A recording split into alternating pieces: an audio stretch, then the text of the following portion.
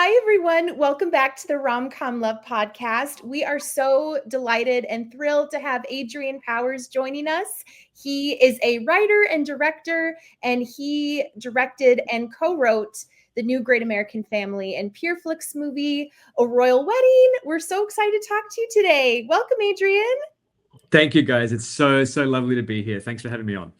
Yes, thank you. Absolutely. We're so happy to chat with you. Again, for take two. No technical issues this time. No technical, we got it. Well, Adrian, Catherine and I, we are already huge fans of the first two royal movies in this trilogy. So we're so excited for number 3. Thank you. Very, very exciting. Would you just start off sharing your inspiration for these films and teasing a little bit about this third movie? Yeah, absolutely. So like this, as you said, this is the third movie. It's a royal in paradise here, prince in paradise in America, obviously. We made the first one in 2022. It was a concept that my co-writer Kyra and I had developed some of. We developed this concept of an author who was down on her luck, had a breakup and had lost her inspiration, and she goes on an adventure and a holiday and rediscovers her romantic inspiration on that trip. And then some of our friends at Jaggy Entertainment and Nicely Entertainment and Great American Family, they came to us and they were like, we'd like to do a kind of a royal themed story, and we have these kind of concepts for what we'd like to do in the story. And we love the sound of that. And so we kind of combined these ideas into this story that became the first Prince in Paradise.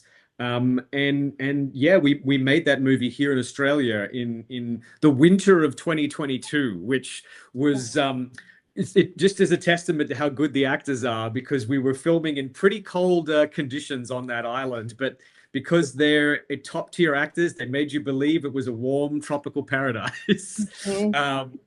It was when we were there making the first film, we were just sitting there on the beach waiting for the camera to be set up, and I was talking to Kyra, the co-writer, and Rhiannon and Mitchell, and we were just daydreaming, what if we got to make a sequel? If people like this movie, what if we get to make a number 2? What would we want to do? And we just kind of started daydreaming and talking about that. And some of the stuff that's in movie 2 and movie 3 is pretty close to the stuff we cooked up on that day. So it's been an awesome, amazing journey. Oh, that's so amazing. And like you said, Adrian, I mean, these actors, we top tier. We've gotten the chance to talk to Rhiannon. We're talking to her again in a few weeks about this movie.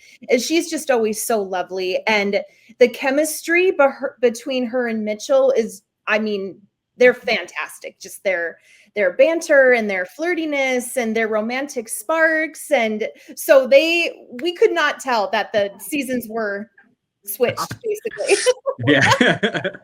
Yeah. And especially since number 2 is a Christmas movie set in winter, and we shot that in the Australian summer. So then they had all the parkas and jumpers and scarves, and as soon as they would call cut, they're like, oh, the little fans. And so like, they're just incredible actors. They made winter hot and they made Christmas melt. So they did their jobs. 100%. They're just both amazing actors. And like, when we were, when I found out that Rhiannon was going to do the movie, I was so overjoyed, because she's such an amazing talent. She's got family here in Australia. She's actually done a lot of work on Australian television. She's done a lot of work, internationally. And so when she was up for doing the film, I was just ecstatic, and we had a Zoom together when she was in Vancouver, and we got along instantly. And we were trying to find who was going to play the prince, and I met a bunch of really good actors, and some people gave some good tests, and I was like, okay, well, this can work. I think with a little bit of help or a bit of direction, or we can have some conversations, we can probably get something good out of this. And then it was amazing that we got Mitchell, because he was actually scheduled to do a play here in Australia.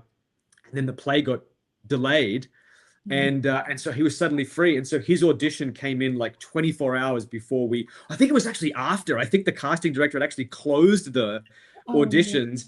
And then he sent me an email going, I know it's closed, but I think you should see this guy. because I think he's the guy. And I was like, he's the guy. It was one of those like gifts from above that we got both of these actors, and the fact that then we had to do a little chemistry test with them just to see how they played off each other. Had to get Rhiannon's opinion. What do you think? Do you like working with him? And obviously it all worked out. Oh, amazing.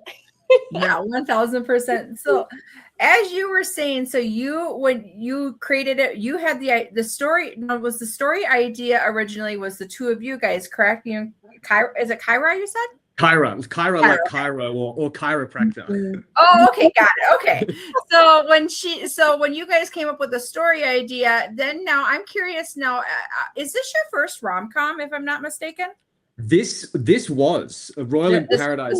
Prince in Paradise 1 was my first rom-com. Yeah. Okay, well, amazing start. You get Trilogy right away. Yeah. Thank you.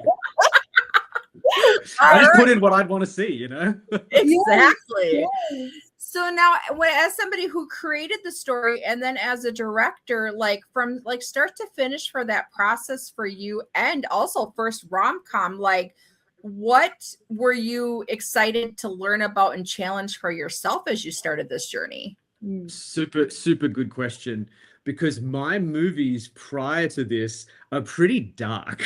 They're pretty full on. Like the movie that I made in film school that kind of got my career going is like a police crime drama. It's very intense, and really only when you're in the mood for something intense. And then my first movie is a World War I like action thriller film, right? So could not be further from these things.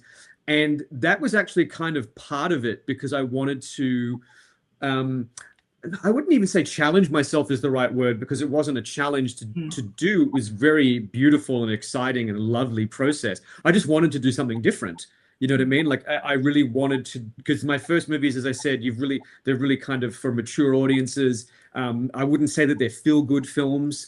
And so I wanted to make a film that was entertaining, that was beautiful, that was uplifting, that brought a little bit of light into the world.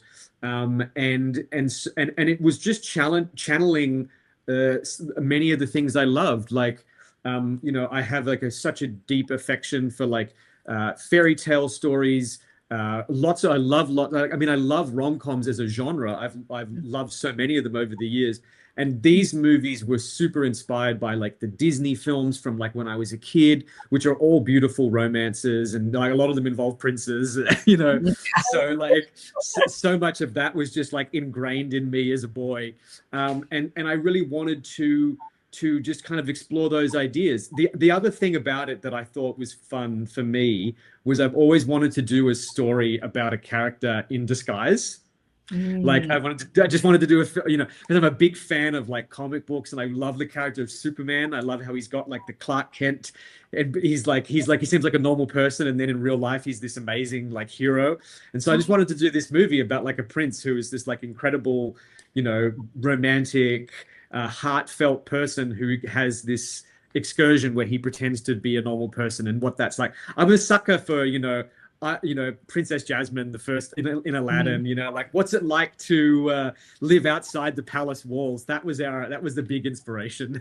Yes, that was the very first Disney movie I saw, Adrian. My mom took me to theaters when I was like 3. So yes. Me too. Yeah. For me, it was Little Mermaid. There's still big royal element there, though. So like royal parental expectations. There's a lot of Little Mermaid in these films as well.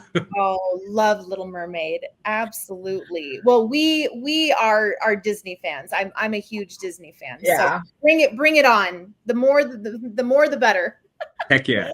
And I was saying that in take one, for me, what I absolutely loved is, yes, we see the mom, like we have the mom have her own relationship and her own, the child supporting the mom to find love again. And it immediately, the first thing it was for me was The Princess Brides, which of course with Rhiannon as, your leading lady, you go into the comedy aspect. And it's you've really had, like you said, everything kind of come together in the perfect harmony of how this could be for this movie.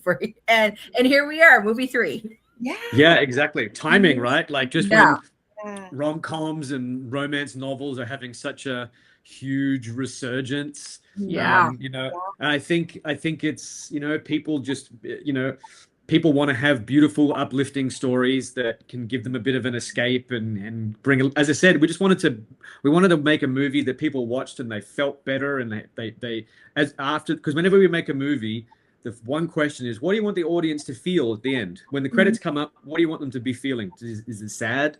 Is it overjoyed? We wanted to make something that would make people smile and brighten their day. Yeah. Love it. Absolutely. It worked. And I like we've been saying before, Adrian, you're like Catherine was saying that the timing of this really all kind of fell into place in just kind of a magical way. And I know you had been working on the script a few years prior to when the first movie came out, but just with kind of this comeback of rom-com novels now coming to screen, and there are a few of them now who are now getting their own series, and then here your movies come kind of right as all of this is kind of happening and regurgitating, and it's so exciting. And I guess this is kind of a two-parter. The first movie, at least, is also streaming on Prime. Yeah. And you also have another movie that's on Netflix. You have one that's on Roku channel. And so rom-coms, it's really neat to kind of be in this time of entertainment, because they're huge and just hitting the streaming. They're not so much going to Yeah. theater anymore. They're now coming to the home screen. So what does that mean to you just as a creator? And I mean, is that special kind of for you just to kind of be in this moment of this comeback of rom-coms? 100%. I mean, I think I certainly wouldn't want to be at a time when they're not popular, so I'm really happy. Back to the horror. Yeah, exactly. And it is funny, right? Because now I think this is like A Royal Wedding is like my fifth rom-com now. And it's one of those funny things. You go on these adventures in life. If you told me like 15 years ago, you're going to make 5 rom-coms and 3 of them will be a trilogy in one series, I'd be like, what do you mean? But I mean, for me, when I'm working on a movie, the most important thing for me is always the emotion. It's just about what are the emotions you want the audience to have. And I'm a pretty emotional person, like not overly emotional, but like I definitely, want to watch a movie and get like moved by it and have like an emotional response. And so as it's turned out, I guess we've just got a good thing going on with these films. And a big part of that is also, again, Kyra Bradshaw, my co-writer. She's just like a real veteran of these kinds of stories, really loves them. And when we're working together, she's always coming up with such great ideas and such great lines of dialogue. And I'm always going like, oh, that's going to be great. That's going to be great. I can't wait to do that.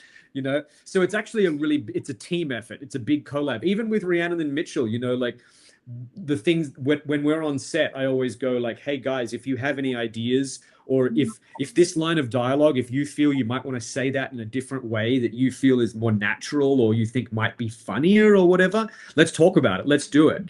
And so it's a big collaborative process. But yeah, we're so lucky and grateful to be doing it in this time where the rom-coms are just like blowing up. I think people just want a bit of fun in their life. Yeah. Oh, that's what we want always.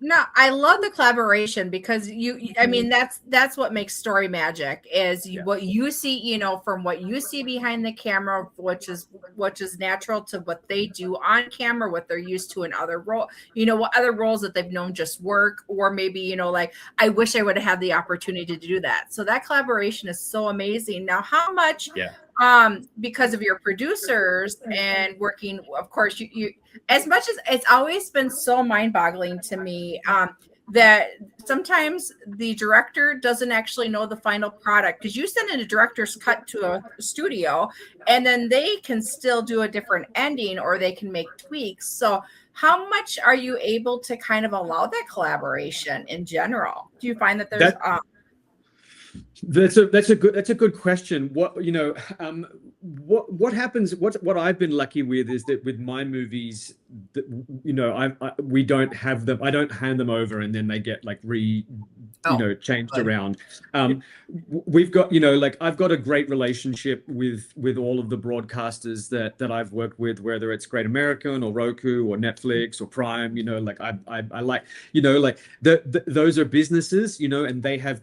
They know their audiences, you know what I mean? Like they've got data, so they're backing up their point of view with what they think is the best thing for their audiences.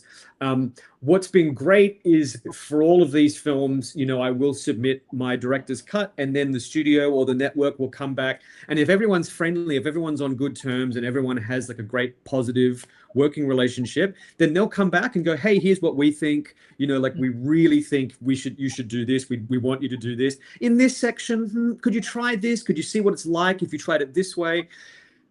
In my experience, never say no to a note. You try it, you know what I mean? Just try it. I tell you, there's been so many things in my career where I've been like, that's ridiculous, I'm not going to do that. I was like, well, okay, we'll just try it. And then I go, nope, they were right, that's better, do it that way. Never be afraid to try an alternate version. So that does happen sometimes, but overall I'm really, really happy with that. And like particularly on Royal Wedding, working with Great American on this has been like an absolute joy. Like they have just been like super supportive. They love the film, like we sent, because they're with us through script, everything, like they're giving all of their insights and notes on the script, so we can hopefully isolate anything that needs to change like at the script stage. And then when we sent this movie in for their notes and feedback, they just went, we love it, we're thrilled. They had like maybe on this, they had like a couple of notes, and maybe on this, maybe just change this shot a little bit, and I was like, that's a good, again, it was just like, great, done, that's a really good suggestion. So sometimes you have a lot of notes, sometimes you have very few notes, but I think that if you can just be courteous and polite, and everyone respects each other, and no one is willing to be like, do it for ego, because sometimes like you hear horror stories, people just, there's a lot of power play stuff that goes on in the movie industry, entertainment business. I hate that sort of stuff, like I just want to be able to have, it's like when we're on set, I just want everyone to come to work and have a good time. I joke about this all the time with the crew, with the cast, with everyone, because sometimes when you make a movie, it can be very stressful, like it can be very, very difficult.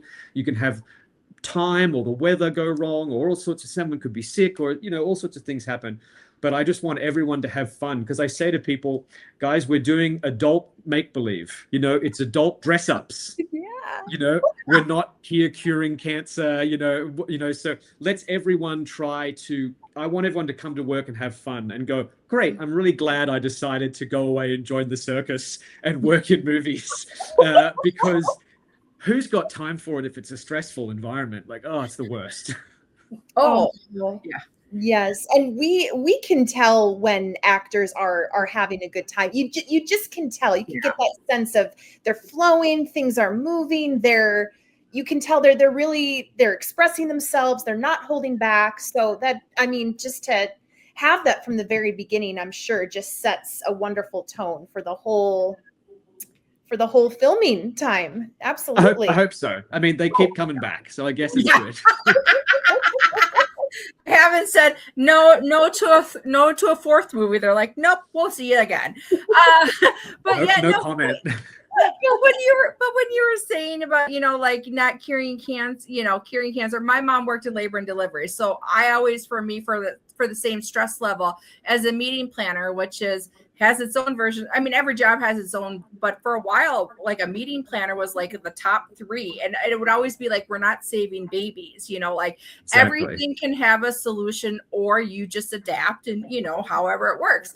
But, what I love to remind all of our friends who come and talk to us is that you guys are making more of a difference than I think you can even imagine, because you bring the joy to those who have that stress. And then we know behind the scenes, you have your own stress too. But look, it's funny you say that, right? Because I do also think that you know, because sometimes when you're working in film and television, you know, sometimes it can be a bit of a machine. Sometimes people, you know, like really not on these films, because I think everyone on the crew on these films, all the actors and crew, like give 110%, and they're so lovely. And we've had most of the same crew across all three films, which has been lovely. Every time we come back, it's like the family getting back together. But I will say, certainly from my point of view, like as the director, not just because it's my baby and I really love these movies and I really think of them as like, you know, I'm very proud of them as little things we put out into the world. It's kind of my job to keep that flame lit, right? Because I'm like, hey guys, you know, I know what we're doing on one hand is entertainment, and some people might think of that as disposable or whatever, but I was like, but if we didn't have this in our lives would be a pretty dreary place, you know, and we need pressure release. We need to be able to exercise our emotions and exercise our feelings and go through a catharsis, whether we're feeling good or we're feeling sad or whatever. You want to have art that is there to reflect what you're going through or to distract you from what you're going through. You know, like it depends on your mood. It depends on what you want, but you've got to do your best, I think, because people, you know, yeah, I mean, I get it from the fans of this movie. I mean, I'm someone who's like, I wake up every day and I'm like, I'm so grateful that I have got something that I made that means a lot to a lot of people. That's kind of why I got it. Because, you know, some people go like, why'd you get into movies? Why'd you want to do this? Like, well, I love movies and I want to make films that make people feel what movies make me feel and what movies have given me in my life. So I care a lot about giving the best job and giving the audience the best experience. Like you say, it's not just a job for you. It's your own experience too. On top of that, yeah. It's like a real passion. Yeah. Oh, and we can tell it shows, absolutely. Thanks. Thank you. Yes. Well, Adrian, you just shared you've had the blessing of working with same cast, same crew through these whole movies, and specifically with Rhiannon and Mitchell. What's been your favorite? What's been your favorite part about working with them now? 3 films. Any fun memories? Any, you know, fun happenings on set with them? Oh, I mean, like constantly. I mean, what's great is that I'm actually, you know, I'm not even kidding. Like here's our like group chat. Oh, there's the poster for the film. I shouldn't show that yet. It looks like, great. I mean, to answer your question, we've got like a group chat. I think that should say it all, right? Like, like they're really both just wonderful human beings. I'm very lucky and grateful to have them, like to genuinely call them like my friends. And you know, some actors are kind of magic in this way that astonishes me, because like I said, I love movies. I love making movies, but I've never done really any acting, and it's not really something I've ever really wanted to do. I've wanted to be behind the camera. So it still astonishes me. I've been doing this for like over 15 years. It still astonishes me when actors suddenly like switch on what they're doing on the camera, and then suddenly it's like, that's just unbelievable. Like, how are they doing that? Kyra and I talk about it all the time. They're like, how do they do it? Like, how do they put themselves out there and summon these emotions or make you think that they're summoning these? It's astonishing. And I got to say, like, Mitchell and Rhiannon are just 2 of the best actors that I've ever worked with. And the way that you measure that is just, it sounds funny. You measure that by the amount of work that I don't have to do, if that makes sense. Because if they've read the script and they understand what we're doing, and we've talked about it in pre-production and we've done some rehearsals, perhaps, the best thing for me to be like, the best day for me on set is when I walk on and the actors do a performance and I'm like, great. And we'll do, and I'll maybe go, let's try one more. We'll do a little bit like this. Let's do another one. We'll do a little bit like this. The joy is when the actor gets it, right? And their instincts are bang on. It's a little bit more, it's part of the job, but when you have to go in and do like multiple takes and like, okay, no, it's this here and we're adjusting this and don't forget this and we're doing this.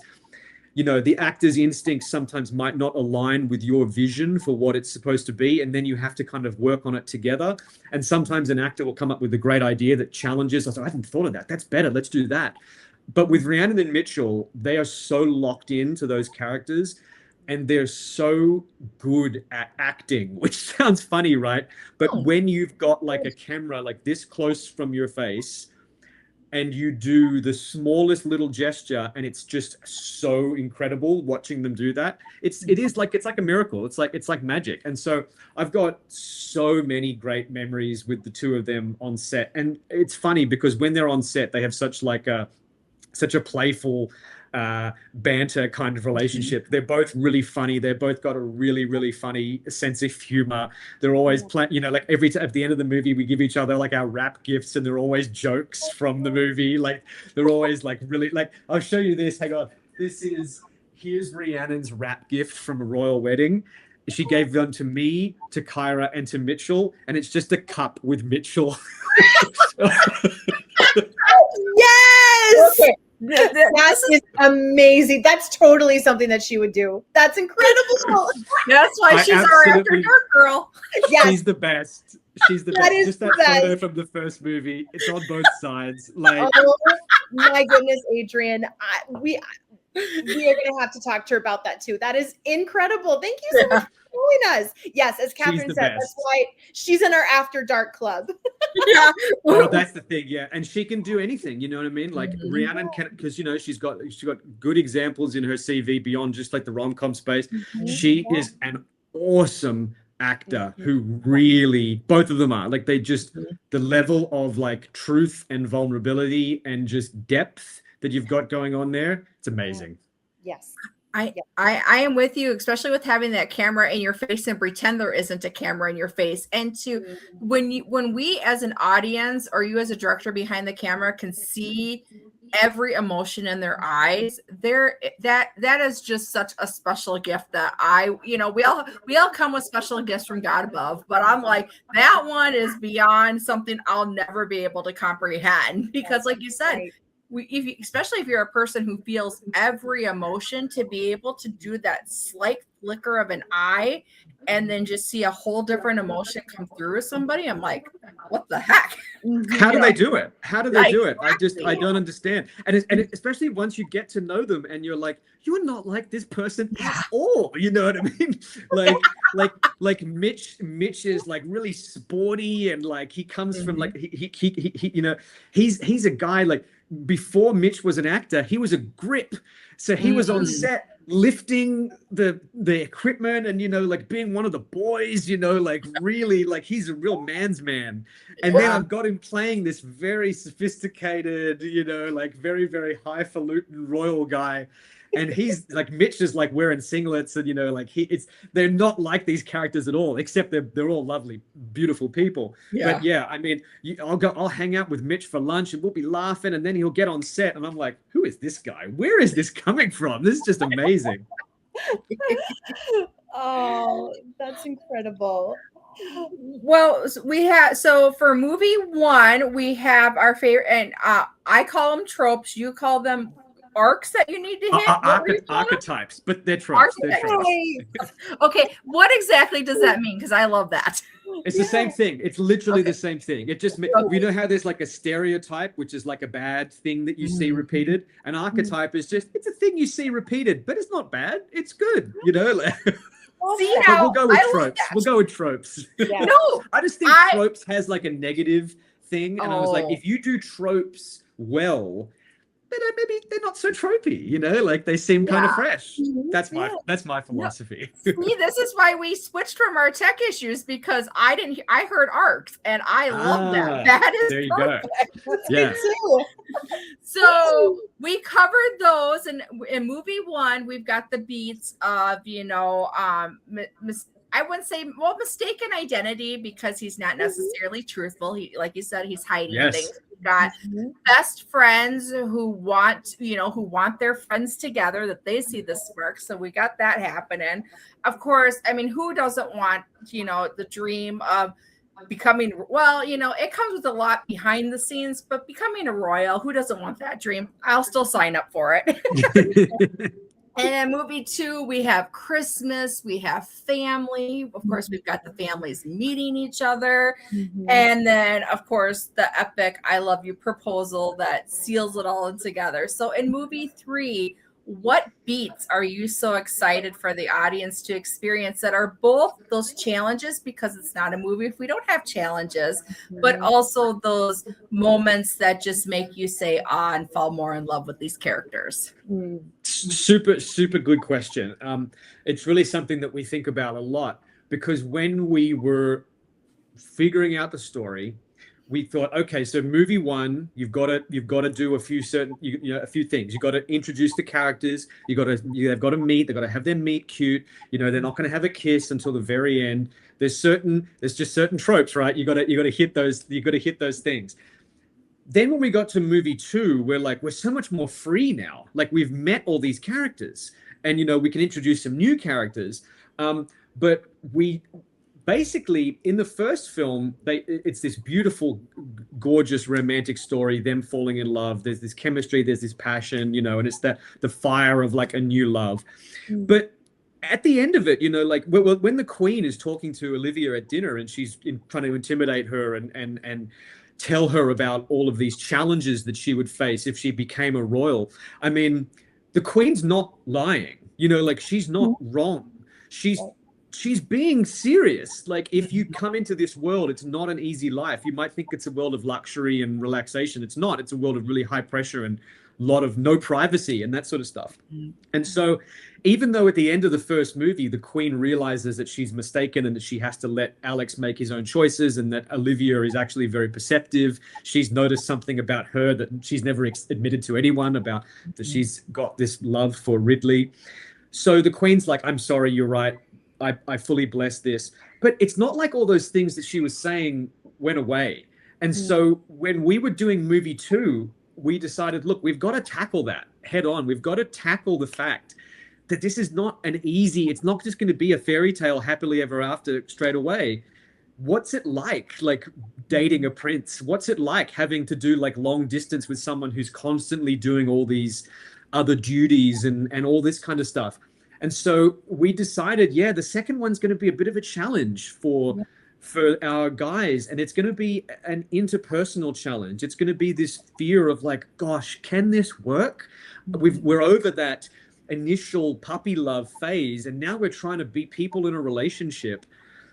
How can we really make this work? And then you've got pressure from like her parents and all sorts of stuff coming in. And so we really knew from the get-go that number 2 was going to have that interpersonal drama. And obviously it all works out, and our characters all grow, and Olivia's parents realize that they need to change their point of view and all sorts of stuff. So that was kind of maybe like their low point. And we decided, so going into movie 3, we want these guys to be solid. Like, we want them to be like, okay, we've had that, we've fallen in love, we've had that phase, we've had a bit of a dip, is this going to work? They've been galvanized. They've had this experience in movie 2 that no, we can do this. So movie 3, Alexander and Olivia, they're a team. Like, they're on the same wavelength. They're so deeply in love. Olivia's really adjusting to that world. She's found her place in that world. Everyone's kind of come together as this family, the whole family, the Queen, Olivia's parents, everyone's now this wonderful, harmonious unit. Everyone's getting along. And then the problems, the dramas, they come from outside. They come from the external situation, from the people outside of our circle. And so in the third movie, there's a royal faction that don't want them to get married. They don't think Olivia is up for being a princess or up for being the Queen one day. They don't think that she's got what it takes. And that if Alex marries her, it'll be an embarrassment to the crown. And there's a little bit more going on with what they're really doing with that, which I won't spoil, and you can wait till you see the film. But for all of us going in, we all agreed there's no moment where you think Alexander and Olivia their relationship is in trouble. These guys are, they're in love, and they're going to be together, and they're going to fight to have that right to be together. So what I love about the third film is that it's probably the most dramatic. It's probably got the most like, wow, this is there's stuff happening in this movie, and there's like royal politics stuff. Like it's kind of a real palace drama situation. But we wanted our guys to have that same sense of love and connection and chemistry and just like beautiful, destiny together that we had in the first movie. And that the whole family is a unit and they're going to work together to get through these problems. That was something that I thought was really, really beautiful. And it's them kind of against the world in a little bit. And I was always dreaming, even from this when we were doing the second movie, I'm like, I hope we get to make a third movie, because I want to have all of these characters in a room together, all like talking and all on the same side. The parents, everyone's on the same side. And how are we going to solve the problem that we're all facing? And I think that we deal with that in this movie in a way that's like quite beautiful. And this is a movie as much about family as it is about their romance. I think I'm very excited for people to see it. That sounds amazing. Yeah, I mean, super excited. And what I love, one of the things that I absolutely loved is being true to yourself. And I love that there was no compromise for any of them, that what they wanted, and whether or not that meant like her parents were afraid of losing you. And to be honest with, like, because you're going to be in a whole new world. Like you were saying, it's fun to be able to either see yourself or escape. And I mean, what parent, as their child goes off into the world is like, and so I mean that's what drew me in. We have our favorite television show that how we met was When Calls the Heart on Hallmark. Yeah. And I immediately, it wasn't immediate. I watched it with my dad as a background show. And then there was one day that one of the characters in their storyline, I saw myself. And while I had always appreciated his acting, it was that drew me in, and then I was all in. And that's what I love, is you always want, like you're saying, kind of the fight the dragons with the outside world, but to also be able to help you as a person, as a viewer, how you can fight the dragons because you saw yourself in them. It's a mix of all worlds. Absolutely. You nailed it. Because that's the thing. We're trying to tell stories that resonate and are authentic, that we've all kind of experienced.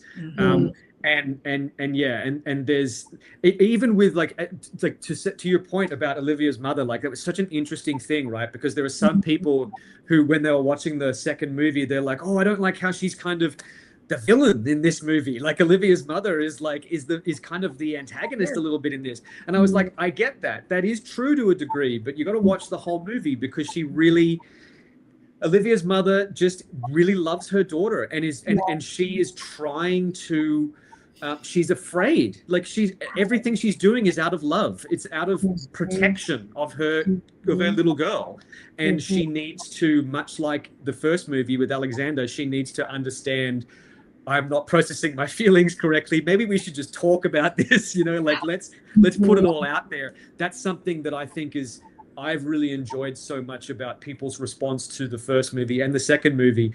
In the first movie, when Alexander's identity is revealed, I love that so many people came to me and said, I love that in the very next scene, they just talked it out rather than they spent the rest of the movie like dealing with the repercussions. Because people are like, he's a prince. Why are you upset? She's like, well, he was maybe not being truthful to her, so she's a little bit reluctant about that. But then he comes and he apologizes, and Katie, her friend, is like, just talk to him about it, sort it out. So that's kind of one of the like secret themes of these movies, is like, guys, just talk it out.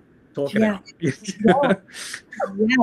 Well, Brennan, I think you'll agree with me that, literally she's like, we'll talk it out. You can talk it out with me by getting me lunch. And I laughed when she's like, you can buy me lunch. And anybody can buy us lunch. We'll talk it out. always food. If you buy us lunch, you are our friend. Dinner, 100%. Oh, yes. 100%. Yes, I completely agree with both of you, because we as viewers, we like to see, yes, we love the romance and the comedy, but we want to see those raw conversations. We want to see, I completely agree with both you and Catherine, that conversation with her mother. I think that was one of the most raw conversations I had seen in a rom-com for a long time. And I almost kind of had to do a double take of, wow, that I haven't really seen a conversation like that. I mean, that was real. Because I think many people in relationships experience that with their families. Like, you're in this new relationship, we never see you, and we like to see the hard stuff, and yes, we want relationships, of course, to be easy and romantic, but we like to see characters go through those valleys and go through the hard stuff, because we want to see real relationships. In a way, we want to see real things that makes it more believable.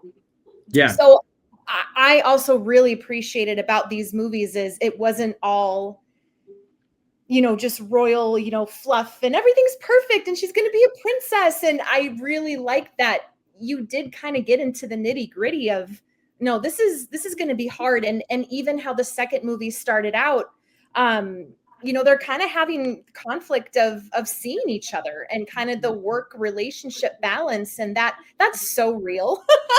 Yeah. I mean, I really, when really we were doing it, that. Yeah. when we were doing number 2, it was like what's like the theme of this movie? Like, like we're not like, broadcasting a message or anything. It's again, it's about entertainment, but the idea was about priorities. Like when you're in a relationship, you got to compromise some things. You got to figure out how to prioritize some things in your life. You need to be able to strike a balance. And so that was that thing that was driving us through that second movie. It's about you've started dating a person that, that puppy love phase has kind of dwindled now. You're deeply connected. You're deeply in love, but there's challenges. And that's true for everyone, you know what I mean? And so all these movies are just, they're like, they're just metaphors for our regular lives, I think when you watch number 3, and to your other point, like I was so grateful because working with Great American, like, again, they're like, now we don't want to, like, you got to be very delicate with this, like we don't want to be upsetting people, that's this, the name family's in the name of our network, you know what I mean? Like, so it's gotta be respectful. But I was very grateful that they let us go in that direction. I think they understood what we were doing and that we understood that this is a movie about family ultimately coming together and being stronger from the experience. And so I was very grateful that they let us go that way.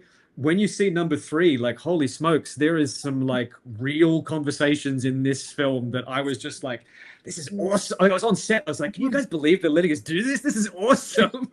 Like there's like, and again, it's all totally in the vein of the genre. There's nothing that you would not expect from a movie like this, but it's just that joy of being able to do like the third movie. It's just like, we're just getting so much more into the characters and into this next chapter. I definitely think movie 3 is my personal favorite, just because we get to go so deep with these characters, all of them. Like the family's back, everyone's back. It's super fun. Oh, amazing. And Adrian, did you do any research into real royal families at all? Or because all of this I mean, it's so believable. So I just wanted to ask, like, if you did any of your own research into, real royal life. Yeah, 100%. I mean, like in the first 2 movies, we definitely did a lot of research and a lot of reading just to kind of understand, like, when we were starting off, we were just like, okay, if you're talking to a prince and you're having a conversation, how often do you have to say Your Highness? Do you have to say Your Highness every time? What's the rule there? We looked it up. It's like, oh, okay, so you only say Your Highness the first time and then it's Sir every other time. Okay, that's good to know. It's like Your Majesty and then Ma'am after that. Okay, great. Good. I have a question. Is that universal, based on like as a universal rule, or is it supposed to change per country? How far? Well, I mean, that's a good question. I mean, obviously Tarovia is somewhere in Europe. We don't quite know where it is on the map. It's a beautiful name. I would go there. 100%. And they all have English accents. Go figure. Let's not try to explore that any further. Let's just accept that as it is. So we did a lot of research. We were looking at the English royal family. We were looking at a lot of the European royal families. Obviously, there's some great parallels there with, some of the the princes and the royals and their partners in those situations, like even down to like wardrobe choices, like working with Andrew and Pele on the first movie, our wardrobe designers. you know, just figuring out like, okay, the prince is at this sort of event. What's the level of decorum that he has to have? Now he's here. What's acceptable? He's in his private space. Oh, he's in disguise, you know, like all that sort of stuff. Then when it came to Royal 3, because the whole movie is, well, a great deal of the movie is set in Tarovia in springtime. You know, it's beautiful, it's lush, it's gorgeous. They're at the main palace this time. You know, in the second movie, they're at the winter palace, but in this movie, they're in the big, hardcore big palace, which we shot in the Parliament House building here in Australia. So it looks incredible. And so we did have to do a lot of research just in terms of like the protocol and, you know, like what would be normal, but also at the same time we've invented a whole bunch of our own rules as well. So, you know, research is good, and then I'll pick and choose what I want to use. Of course, yeah. Oh, funny. So, well, let's end on some of your own rom-com history. So you said you were a big Disney, and so then a lot of your, you know, so but as a rom-com, what is a rom-com that you could watch over and over again? I mean, like obviously those Disney films, but like if I have to, and I get asked this question so often, so I've got like a good repertoire of answers. But you know, it might not be. It's an interesting answer, right? Because a lot of people would say something like maybe like Sleepless in Seattle, or these like super classic rom-com movies. Do you guys remember the other movie that Tom Hanks and Meg Ryan made called You've Got Mail? Do you remember that film? Yes, of course. Yes. That's one of my like absolute favorites, so right? Good. Because I saw that in the cinema. Okay. Yeah, I saw that in the cinema, and I still remember like at the end when Tom Hanks like turns around the corner and he's the one walking towards her, and she was like, I was hoping it would be you. I was like, that's so, it just stayed with me, you know what I mean? Even though it's this weird movie about a guy like hiding his identity and like gaslighting this woman, it's like, that's an interesting, but it just works. It's just like, yes. In the magic of romance, the gaslighting works somehow. Sometimes Alexander gaslights Olivia in a little bit in that first movie, so you know. It's forgiven. It's just such a beautiful, beautiful story. And I used to work in a little tiny, you know, bookstore because I live here in Sydney, Australia, and before I went to film school, I used to work in a bookshop, and it was so similar to the one from that film. And we were always dealing with the big chains, like so it's like this personal like experience for me. But I will say that if you had to say, if you had to ask me, what do I think is the most what's my favorite love story in a film that doesn't even need to be a rom-com? I actually this is the most out there answer, guys, I tell you, but I really believe it. I actually really love the romance in the Matrix movies. I know that might seem super random, but like Neo and Trinity in those movies, like all three of those movies, there's four of those movies. They're just about how in love they are. Like that's and at the end of those movies, they save the world from like evil robots because they're super in love. I just think it's a really beautiful, like, you know, I love how you can get stories like that into sci-fi and action. Yes. You know, the love stories are like such a core part of us as like humans that if you can do them in any genre and they can still be like the heart of those films. So that's something that like Kyra and we love all of those movies, and like occasionally we'll watch them or something and we'll just be like, so romantic, and people be like, what? The Matrix, what are you talking about? We use like we do a lot of like Star Wars comparisons in the Hallmark world, like with Han Solo and Princess Leia, and even in like the Marvel world, there are so many beautiful love stories in those movies. Totally. You got to pay attention. Yes.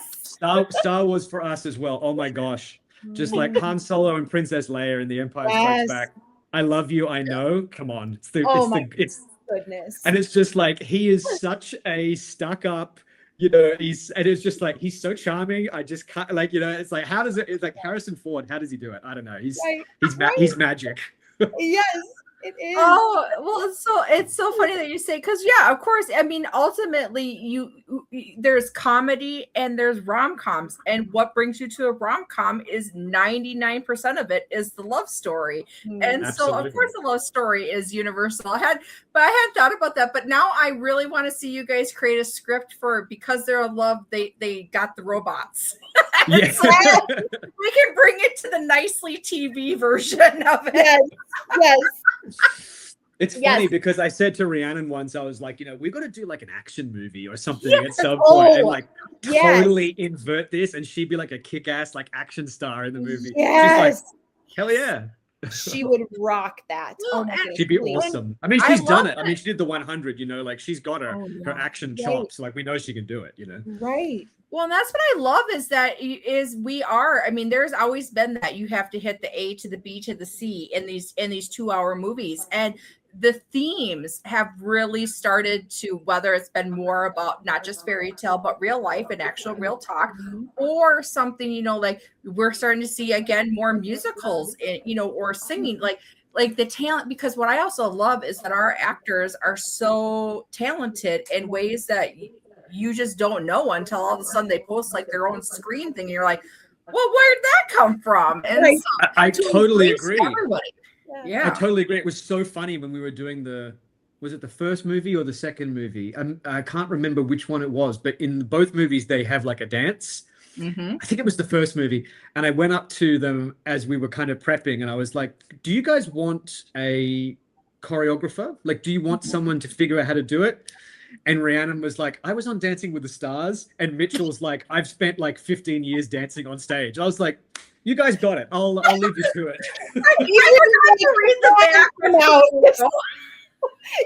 You two direct now. I was like, okay, great. Because I've got 2 left feet. I'm no good on the dance floor. But I was like, so you guys can just figure it out? It's like, relax. We'll figure it out. I was like, okay, great. Like, great. When we say I can't understand people who can act, I can't understand people who have the beautiful talent to sing. Like, I mean, my karaoke game is strong, but it's not sounding the prettiest. Let me tell you something. There's some like maybe one day in my old age I'll put this out. There's some footage of me and Mitchell singing at the rap party for Royal in Paradise 2.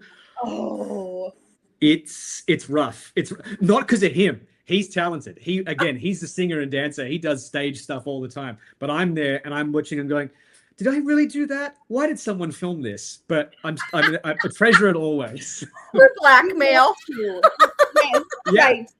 You will do this next movie with me, or this. This goes out there. This hits Twitter. You will do my robot movie.